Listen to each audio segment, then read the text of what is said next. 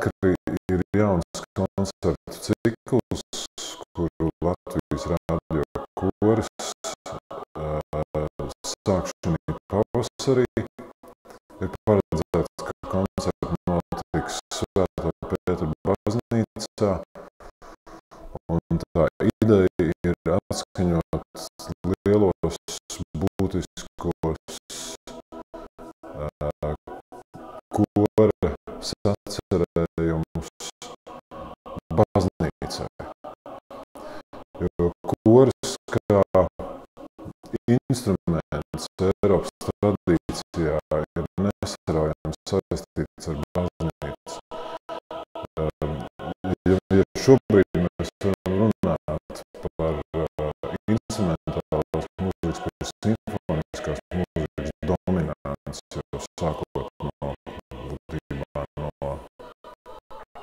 no Mocarta laikiem, no Baha laikiem muzikā vispār, tad pirms tam Eiropas muzikā ir dominējis dziedājums, polifonais dziedājums. Tā ir bijusi tā būtībā tā augstākā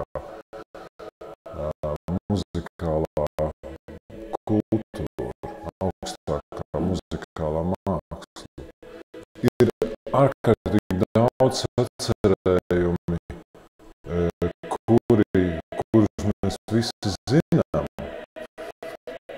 kurus mūziķi aprindās un kora aprindās mēs zinām, bet kas kaut kāda iemesla dēļ Latvijas koncertu zālēs neskan tik bieži. Tādi skaņdarbi, kas patiešām savā laikā ir izmainījuši priekšstatu par kori, par skaņu un par muziku vispār, un kas ir sacerēti tieši vai nu baznīcas vajadzībām vai sakarā ar sakrāliem tekstiem, liturģiskiem tekstiem. Un mēs vēlamies šī koncerta ciklā šos te darbumus ņemt ārā no lādēm un rādīt citiem un arī paši gremdēties šajās fantastiskajās vērtībās un šī brīnišķīgajā skaņā. Bet tas nenozīmē, ka mēs nodarbosimies tikai ar aizgājušu laiku mūziku šī ciklā. Tā būtībā būs dažādi laikmeti. Saskarsmes punkti, teiksim, pirmā koncerta programmā ir Palestrīnas droši vien vislavenākais darbs Mese, kas veltīta pāvestam Marcello.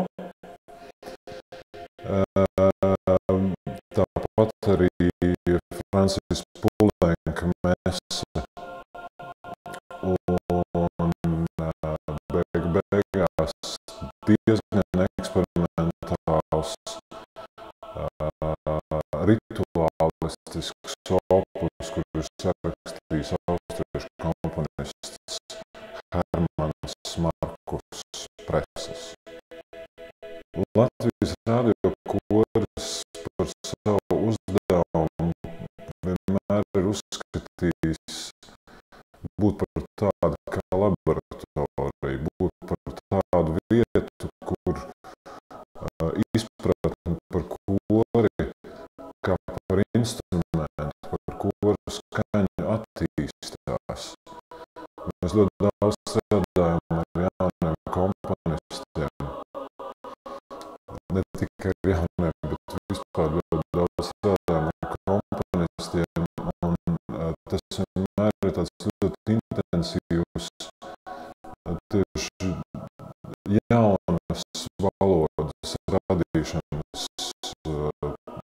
process. Tad pašā laikā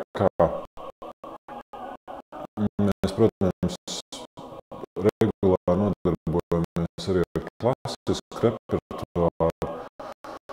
Un Kantis sakri ir tieši tas gadījums, kad paralēli savam eksperimentālajam darbam, paralēli dažādu skatuvisku darbu veidošanai, mēs vēlamies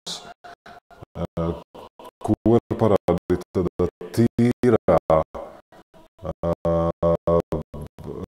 konvencionālā,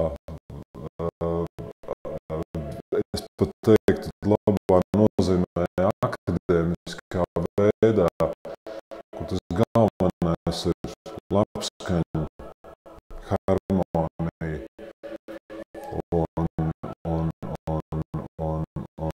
un vienkārši mūzikas pašas burvība dažādos laikmetos, dažādos stilos.